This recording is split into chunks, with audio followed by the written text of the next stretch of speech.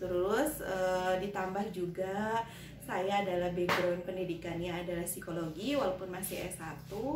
Itu rasanya sedih banget gitu dengan background yang seperti itu. Ternyata anak saya mengalami speech delay pada saat itu.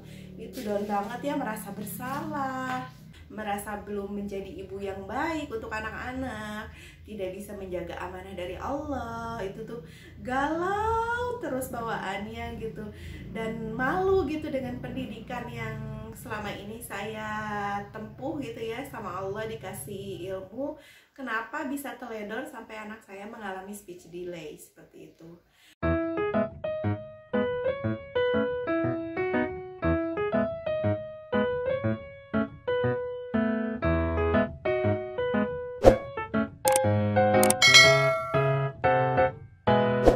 Assalamualaikum warahmatullahi wabarakatuh. Ketemu lagi dengan Umi Neni Channel. Alhamdulillahirrabbilalamin, bisa bersilaturahmi lagi dengan teman-teman semuanya. Nah, di video kali ini saya mau bercerita bagaimana pengalaman saya ketika pertama kali mengetahui dan menyadari bahwa anak saya yang kedua itu mengalami speech delay. Perasaan-perasaan seperti apa yang muncul, dan kemudian bagaimana akhirnya saya bisa bangkit dan menterapi sendiri anak saya di rumah. Oke, sebelum mulai kepada penjelasannya, minta dukungannya untuk like, komen, dan subscribe channel ini. Mudah-mudahan channel ini bisa memberikan banyak manfaat untuk teman-teman semua. Oke, terima kasih. Nah, jadi begini ceritanya, seperti yang sudah diceritakan pada video sebelumnya. Jadi sebenarnya saya sadar anak saya mengalami keterlambatan berbicara itu di usia 1 tahun gitu. Jadi alhamdulillahnya pada usia 9 bulan seperti biasa sih anaknya mengalami fase babbling, yaitu mengoceh tanpa arti gitu ya, mengoceh baba kayak gitu ya. Seperti biasa alhamdulillah melewati proses itu. Tapi ternyata pada usia 1 tahun aneh, tidak ada satu kata pun yang keluar gitu. Jadi kalau anak saya minta apa-apa itu lebih banyaknya menunjuk atau menarik badan kita, meminta sesuatu itu agar diambilkan, atau misalnya nangis kalau disuruh berbicara, itu seperti itu aja. Tapi kemudian karena saya inget ya, kalau orang tua dulu kan sering bilang kalau anak laki-laki itu memang kemampuan berbicaranya itu lebih lambat daripada anak perempuan gitu. Jadi saya inget kata-kata itu aja yang memotivasi diri sendiri. Oh iya, mungkin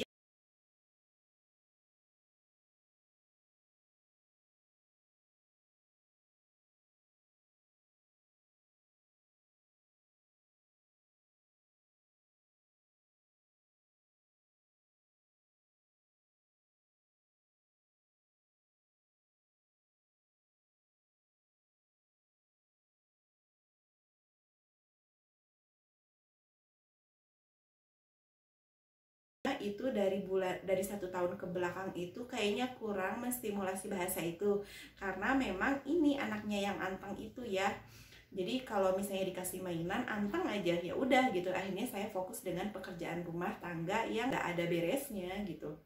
Setelah itu saya rajin menstimulasi. Akhirnya setelah itu saya batasi aktivitas mengerjakan pekerjaan rumah itu jam 8, dan paling maksimal banget jam 9 saya stop gitu, beres nggak beres saya stop, dan kemudian saya fokus untuk menstimulasi bahasa anak saya ini. Dari mulai membacakan buku, ngobrol, berdialog, terus kemudian bernyanyi-nyanyi, kemudian juga bercerita gitu ya, segala macam, bermain kartu. Saya bikin kartu-kartuan tapi ternyata anaknya nggak tertarik, akhirnya bermain puzzle lah, seperti puzzle yang ini ya. Saya pakai puzzle ini. Nanti untuk link pembeliannya akan saya sertakan di kolom deskripsi.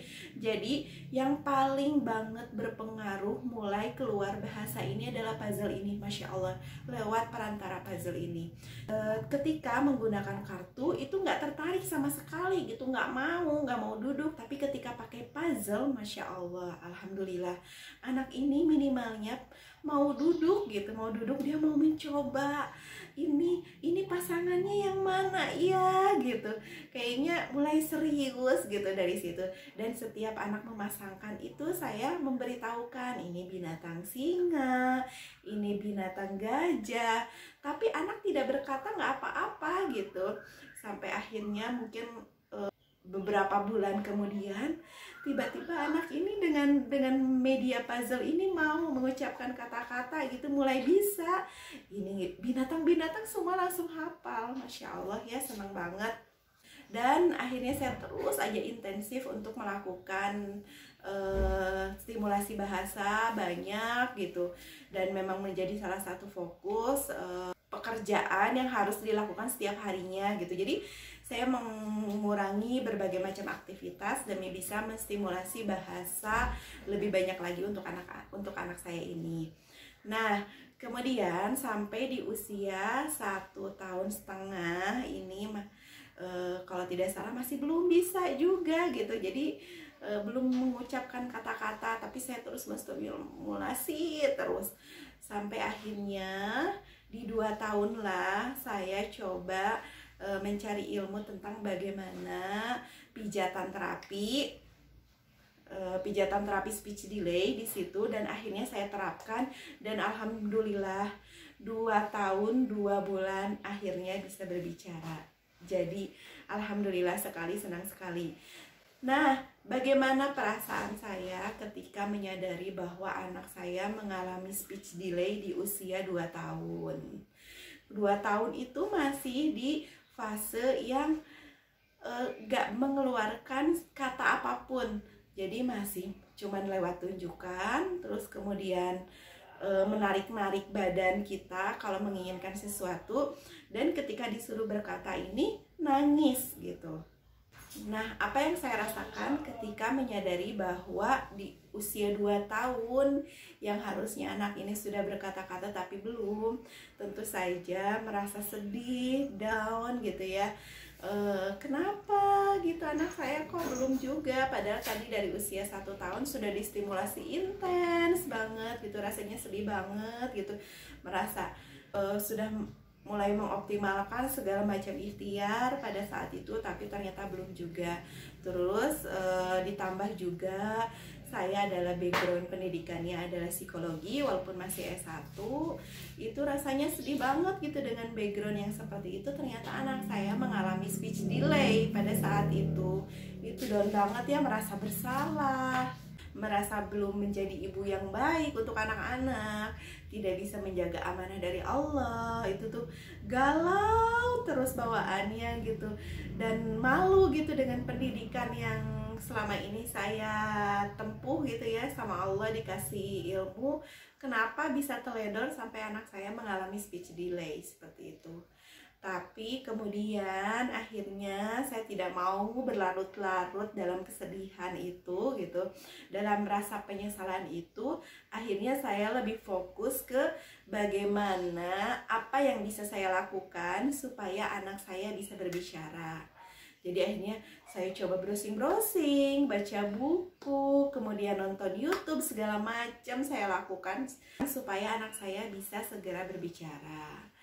Dan selama proses itu pastilah ada rasa sedih, rasa bersalah, tapi sebisa mungkin saya lebih fokus ke solusi gitu. Solusi apa yang bisa kita lakukan untuk memperbaiki kesalahan yang sudah kita lakukan di masa yang lalu.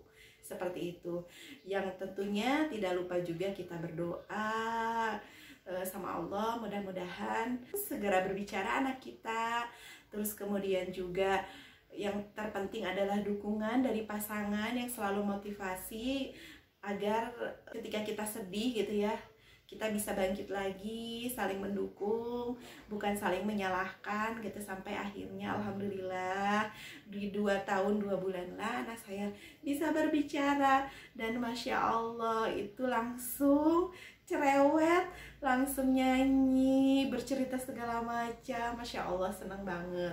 Jadi buat teman-teman semua yang masih berjuang untuk anak-anaknya yang speech delay ataupun mengalami gangguan apapun, insya Allah terus saja ikhtiar gitu, fokus dengan ikhtiar yang bisa dilakukan, karena yang menentukan hasilnya itu kan Allah ya gitu. Jadi kita fokus dengan ikhtiar, usaha yang bisa kita lakukan. Kalau belum, jangan pantang menyerah, terus aja dilakukan. Insya Allah ada perbaikan yang bisa dilakukan untuk anak kita. Dan kalaupun misalnya merasa tidak ada perkembangan, itu sebenarnya ada perkembangan, cuman mungkin kita tidak menyadari. Ketika anak tidak kita ikhtiarkan, tidak kita usahakan, itu akan lebih parah gitu dari yang tidak kita ikhtiarkan. Jadi apapun yang kita lakukan itu sebenarnya akan ada hasil dan akan ada Allah yang menilai ikhtiar kita. Bismillah ya. Semangat nih buat bunda-bunda yang sedang berjuang menangani anak-anak ABK-nya. Semoga Allah mudahkan. Nah, seperti itu aja sharing kita hari ini. Jangan lupa di like, komen, dan subscribe. Terima kasih yang sudah nonton. Semoga bermanfaat. Wassalamualaikum warahmatullahi wabarakatuh.